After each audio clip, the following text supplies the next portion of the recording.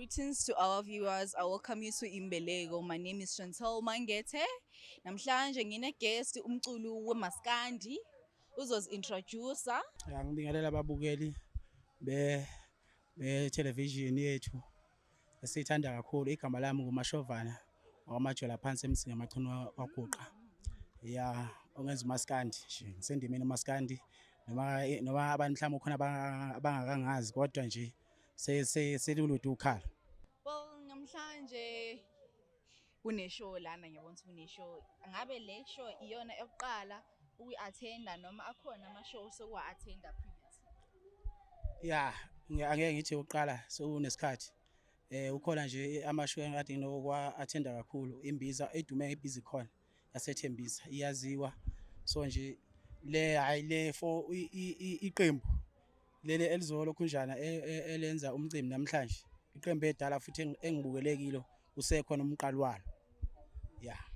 Ngabe ubhuti engangitshela ukuthi uzizwa kanjani ngeshow yanamhlanje. Bathe bekubiza ukuthi uzo-attenda le show. How did you feel? Okay, angathi ngijabule kakhulu ngoba ngiyathanda ukuthi ngibe semphakathini njengoba ngiculela umphakathi.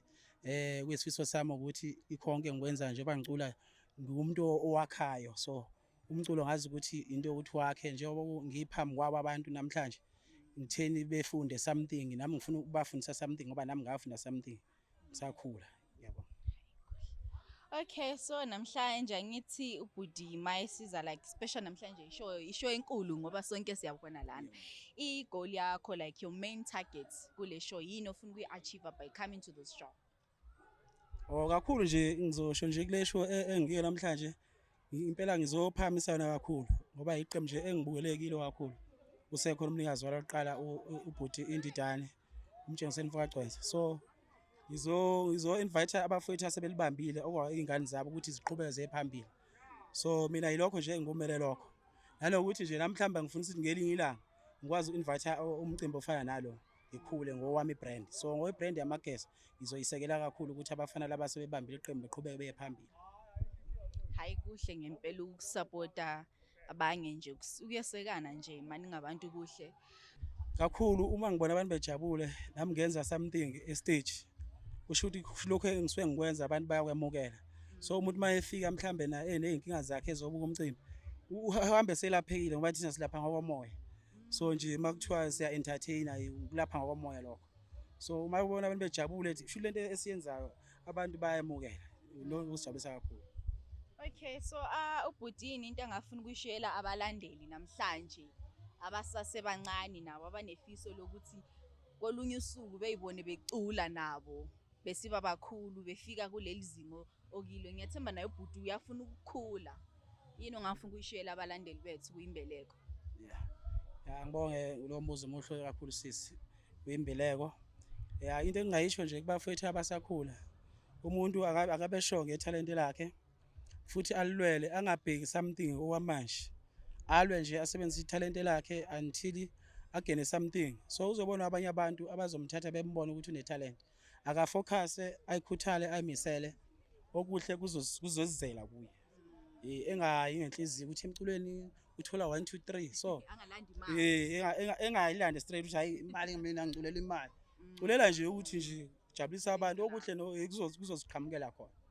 Hayi siyabonga bhuti namhlanje ngokuza kuyimbeleko. Siyabonga kakhulu. Ungakhuluma nabalandeli ukuthi mabefuna ukukuthola befuna ukukulandela bakuthola kuwapha ama-social media accounts ukuthi igama lakho ku-Facebook, Instagram, Twitter and TikTok bawulandela kanjani? Or if befuna ukukuthola kunento abafuna ukuthi basize ngayo, if ungamind ungashiya inombolo yakho. Okay, hayi angibonge lelo thuba lelo. Enkundleni zokuxhumana angimningi kakhulu ngisasebenzisa uFacebook kakhulu. Ngile youth endala yabo. So ngi-adapta kancane kancane kodwa ngizoza kancane Instagram, TikTok kodwa ngiyavela just nje angiparticipate.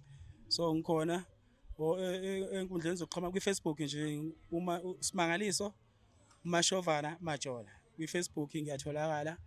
Okay kwi-TikTok ikhona uMashovana. Yeah. Phela la kwezinye cha angikabi mningi kakhulu. Ngisakhula nami njenge youth endala. Yabo. Hayi siyabonga bhuti.